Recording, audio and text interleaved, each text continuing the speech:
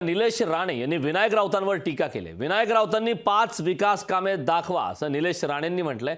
विनायक राऊत 4 जून नंतर पेटी वाजवण्यापुरते राहणार असं निलेश राणे यांनी विनायक राऊतांवर हल्लाबोल केला। पुन्हा एकदा विनायक राऊत आणि निलेश राणे यांच्यामध्ये आरोप प्रत्यारोपाच्या फैरी झडू लागल्या आहेत। त्यातच निलेश राणे यांनी पुन्हा एकदा विनायक राऊतांवर टीका केली।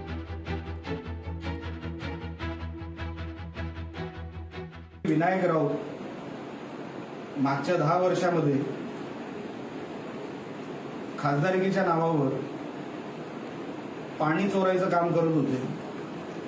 पाणी चोर म्हणून त्यांचा उल्लेख करायला हवा।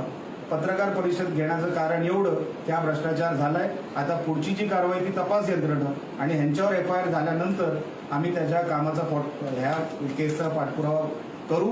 पण मोठ्या प्रमाणामध्ये विनायक राऊत आणि मागच्या 10 वर्षाची त्यांची जी कामं आहेत ही टप्प्याटप्प्याने आम्ही त्यांचा उघडणार आहोत। लोकशाही मराठी ऐका, पहा, जागरूक रहा।